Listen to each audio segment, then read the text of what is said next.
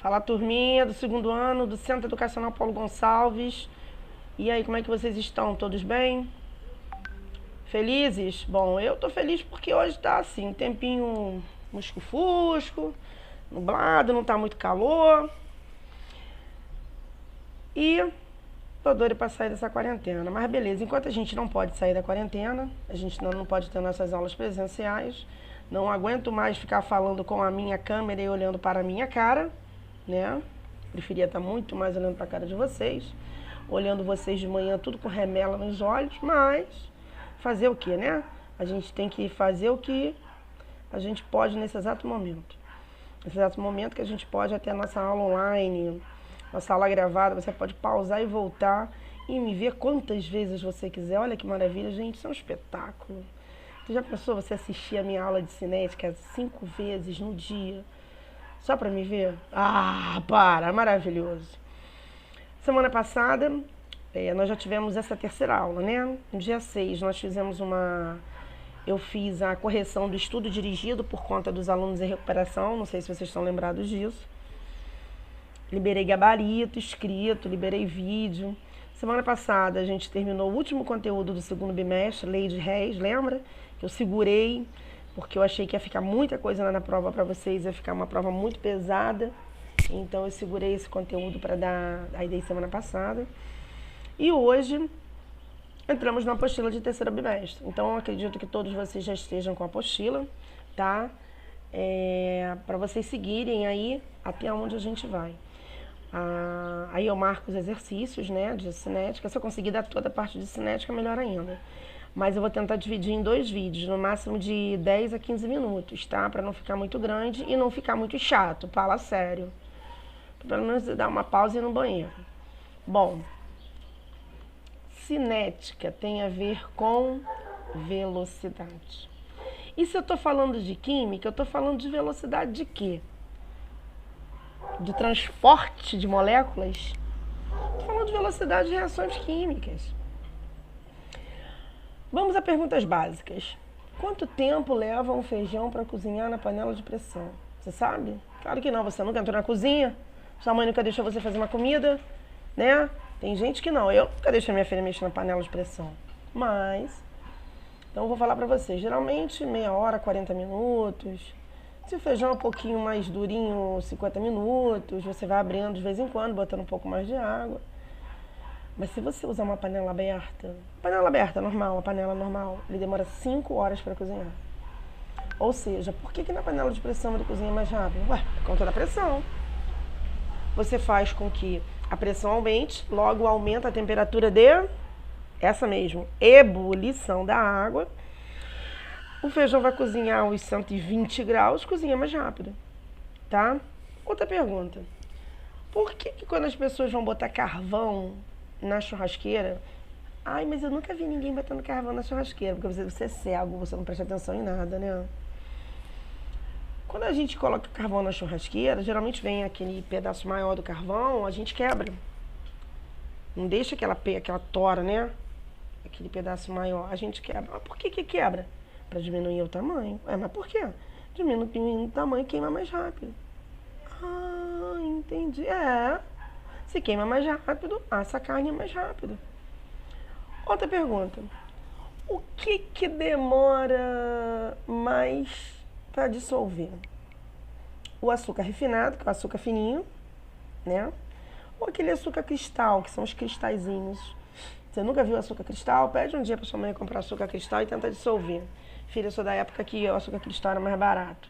Então, mamãe, durinha, tinha que comprar açúcar cristal. Espera aí que eu vou dar uma pausa, que eu vou espirrar. Voltando após o meu espirro, né? Porque eu tive que espirrar, porque de manhã eu espirro muito. Rinite, sinusite, todas essas ites. Então, mamãe, na década de 80, muito pobre, o açúcar cristal era mais barato. Então, ela comprava muito açúcar cristal. E você tem que ficar muito tempo ali mexendo para ele dissolver. Ou ele dissolve muito bem se a temperatura da substância onde você colocar ele, ou na água quente, ou no café quente, ou enfim, aonde você for dissolver tiver quente. porque a temperatura aumenta a solubilidade do açúcar, né? O açúcar refinado, ele tem um grãozinho maior, e o açúcar cristal tem um grãozinho maior. O açúcar refinado tem um grãozinho menor. Quanto menor o tamanho, maior a superfície de contato, mais fácil dele dissolver. Mas você está dando tantos exemplos aí, sim. É para a gente entender que cinética química vai estudar isso. Cada hora vai ser uma coisa diferente. Uma vai ser a influência da temperatura, outra vai ser a influência da superfície de contato, outra vai ser a influência da pressão, influência dos participantes da reação, tá certo? Então vamos começar por introdução. Cinética química é o ramo da química que estuda a rapidez das reações químicas, bem como os fatores que a influenciam. Rapidez ou velocidade de uma reação química indica a variação de quantidade de reagentes e produtos com o passar do tempo. Bom, se eu estudo velocidade, eu posso calcular o ΔH da reação, não posso? ΔH de velocidade. Posso. Você não usa isso na física? Calcule a velocidade média de um carro que sai de Santa Rita e chega em Nova Iguaçu, uma distância de 10 km e faz em meia hora. Você não calcula a velocidade média dele? Na cinética, eu posso calcular também a velocidade média de uma reação. É só eu ver o início dela e o final dela e marcar o tempo. Ué, mas como é que você vai fazer com a distância? Aí eu não vou usar distância, eu vou usar o quê? Concentração de reagentes. Porque o que você sabe? Reagentes formam, muito bem, produtos. Reagentes formam produtos. Então, se eu ver, eu posso marcar o tempo que a reação está ocorrendo e fazer esse cálculo, se eu souber a quantidade de reagente que eu estou usando. Quer ver outra coisa maneira? Existe o sorrisal e existe o saleno. Quem dissolve mais rápido? O saleno, porque ele já vem todo pozinho. Você bota ele no copo, mexe e bebe. O sorrisal.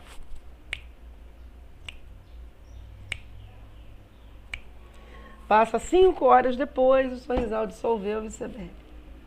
Outra, pode ser sorrisal e saleno. Se botar na água gelada, não vai ser a mesma velocidade se você botar numa água normal, em temperatura ambiente. Cara, isso é muito maneiro. Eu prefiro sorrisal, porque eu gosto de ficar olhando lá pro comprimido dissolvendo. Ué, cada um tem a sua mania. Então, o que eu sei de uma reação? X e Y formam Z e W. A, B, C e D minúsculo são os que a gente chama de coeficiente estequiométrico, é a quantidade dos reagentes que estão participando da reação. Isso vocês viram em termoquímica, vocês já viram isso ano passado em reações químicas. Isso vocês têm noção. Se não tem, é melhor ter. Antes da seta estão os reagentes, após a seta estão os produtos. Então eu posso calcular a velocidade média de uma reação. A única diferença é que eu não vou pegar o sorrisal que eu dissolvi no copo, eu vou jogar ele no chão, vou com uma fita métrica medir a quantidade, né, de líquido que foi espalhado por dentro de casa. Agora eu tenho centímetros, de quantos centímetros que eu espalhei de sorrisal, que estava dissolvido no copo, e o tempo eu marquei, eu vou calcular a velocidade média. Pô, não. Isso é física. Distância é física. Química trabalha com o quê? Concentração. Mol por litro, grama por litro. Massa, gramas, quilo, miligrama. Número de mol. 0 mol, 0,5 mol, 1 mol, 2 mol. E o tempo que você pode estar marcando mesmo. Agora, às vezes, dependendo do que eu te dê de concentração de reagente, eu posso ter uma velocidade negativa. A gente vai fazer isso, você vai observar nos exemplos. Você sabe que não existe velocidade negativa. Então, toda resposta que der uma velocidade negativa, você vai colocar em módulo para transformar ela no número positivo, tá? Mas deixa eu chegar no exemplo do exercício que eu vou te mostrar quando isso acontece, tá bom? geralmente acontece no início da reação. Por quê? C delta de uma concentração é o produto menos o reagente. Quando eu tenho mais reagente do que produto formado, eu tenho ΔH negativo, desculpa, ΔH não, ΔH é de termoquímica. Eu tenho uma velocidade média negativa. Por quê? Eu tenho mais reagente. Agora, quando o tempo passa e eu passo a ter mais produto, eu já vou ter um ΔH positivo. Mas você vai entender isso melhor no exercício, tá? Sem problema. Agora, condições para que ocorra uma reação química. Tem que ter contato, tem que ter interação, tem que ter... É igual relacionamento. Você não vai namorar uma menina que não combina com você. Por exemplo, você é um cara de igreja, você é um cara que, poxa, segue uma religião, você é todo certinho, vai pegar uma mulher malucona, doidona, cheia de piercing no nariz, piercing na orelha, piercing não sei aonde, e escuta rock and roll e quer ir pra sua igreja de preto e batom preto. Aí você vai ficar como? Pô, peraí, não combina comigo. Galera, só na física e na química que os opostos se atraem. Na vida, são os iguais que se atraem. Você só vai se dar bem se for alguém parecido com você. Agora você é malucão, você gosta de ouvir um rock and roll, você gosta de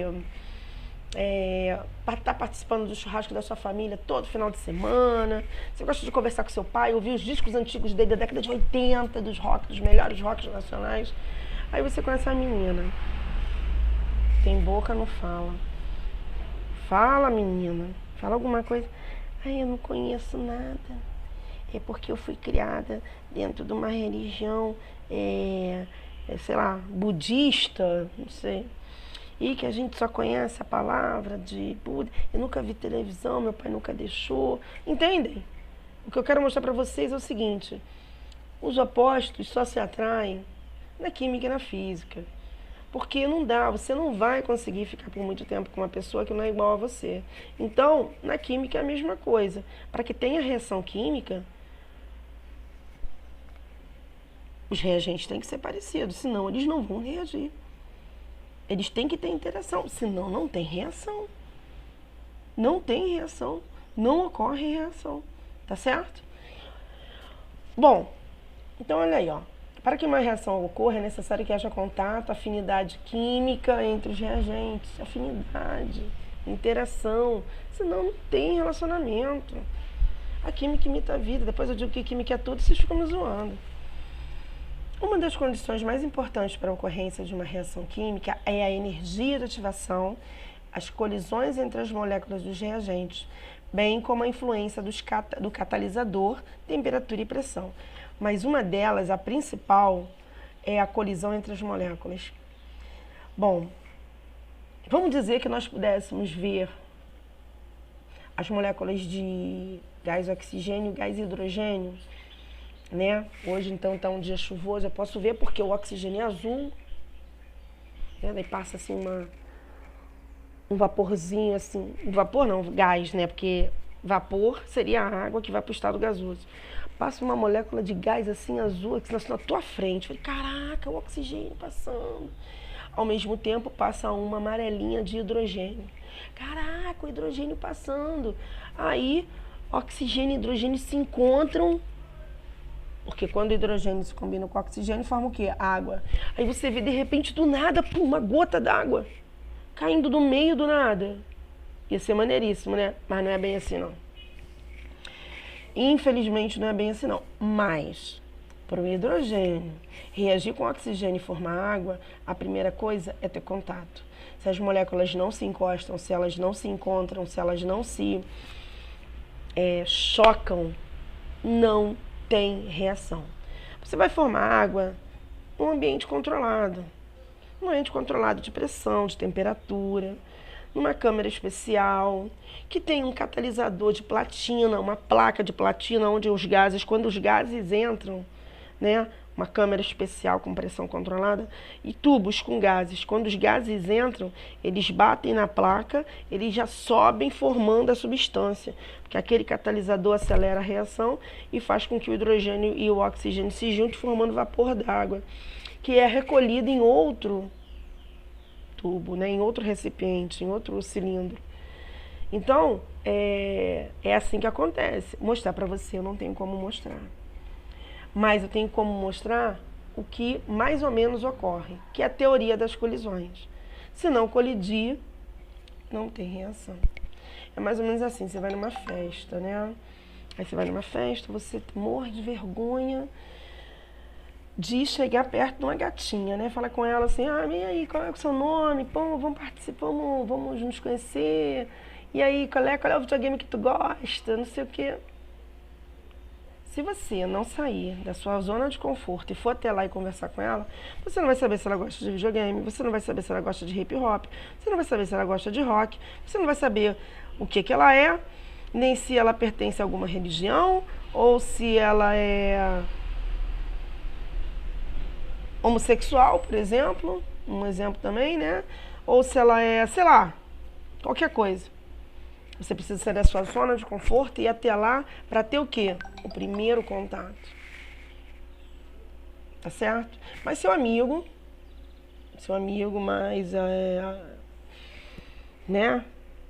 Eu até imagino a pessoa que eu queria falar aqui, mas eu não vou falar não, para depois dizer que eu não estou usando o nome dele em vão. Eu estou usando seu santo nome em vão, mas eu imagino esse cara na teoria das colisões dentro de uma festa, né? Ele cheio de marra, foi para a escola um dia com 5 blusas do Flamengo, eu não vou nem citar o nome dele, né? Com aqueles 5 panos de chão pendurados no corpo. Ele chega na festa, mas ele eu sou o cara. Aí chega lá, já chega em cima de todo mundo. Fala com um, fala com outro. E conhece geral. Aí numa dessas que ele conhece geral, porque ele tá fazendo o quê? Ele tá interagindo. Ele vai e consegue sair com a gatinha. Então a teoria da colisões é essa. Se as moléculas não colidirem, se elas não se encontrarem, se elas não conversarem, não tem produto. Tá certo? Nesse caso aí, desse exemplo doidinho que eu dei pra vocês, o produto é o quê? Conseguir a gatinha, dar um beijinho, dar uns amassos, né? De repente namorar e depois fazer os produtinhos. Depois de casar, tá? Os produtinhos são os filhinhos, são os filhotinhos. Bom, então de acordo com a teoria da efção, quanto maior o número de choques, mais rápida é a reação, tá certo? Então, ó, o estado inicial. Eu tenho um átomo de hidrogênio e um átomo de iodo. Quando eles se colidem um com o outro, eles ficam todos grudados, que eu chamo de complexo ativado. Tá? É o complexo ativado. Agora, depois que passou do complexo ativado, eles se separam. O hidrogênio não pode voltar de novo com o hidrogênio, muito menos o iodo com o iodo. Eles vão formar outro. Eles vão formar um produto, né? Eles não vão voltar para o início que eles tinham, H2 e I2. Então forma HI e HI, tá certo? Então complexo ativado é o quê? É o momento, é o pico da reação, é o momento máximo. É quando eles começam a se preparar para ver o que vai ser formado. Isso num gráfico, isso observado num gráfico é muito fácil, tá? Deixa eu ver o que tem mais aqui, que eu já tô querendo parar, que já tem 18 minutos. Vamos terminar essa teoria das colisões e depois a gente passa no próximo vídeo para energia de ativação. Então, além disso, é necessário que a colisão ocorra numa quantidade mínima de energia. Certo? Se você não sair da sua zona de conforto e for até a gatinha, ou seja, você gastar energia para andar até lá, querido, é ela que não vai vir até você. Suficiente para provocar o rearranjo dos átomos do reagente. Então, quer dizer, o que acontece aqui? Ó, tem que ter um mínimo de energia para que eles se grudem, né, se unam, para depois se separarem. Tá certo? Porque se não tiver interação, afinidade e energia, não vai acontecer nada, vai voltar para o início, para os reagentes. Então, ele precisa ter energia o suficiente para provocar um rearranjo nos átomos do reagente, formando novas ligações. Então, você tem colisões efetivas, que são as eficazes, e as não eficazes. Olha, as não eficazes são reagentes que não reagem entre si. Então, não vão formar outro tipo de produto. Aqui o iodo, eles reagem entre si. Formou HI e HI, tá? Então, assim, a teoria das colisões efetivas que realmente resultam na formação de produto. Tá bom, então vamos entender isso aí num resuminho básico? Quanto maior o número de colisões, quanto maior o número de choque, quanto mais as moléculas se encontrarem e baterem uma na outra, maior a velocidade da reação, mais rápido você chega no produto, tá? Então essa foi a primeira parte de cinética química, que foi introdução e colisões entre as moléculas. Paro aqui, eu vou para o segundo vídeo.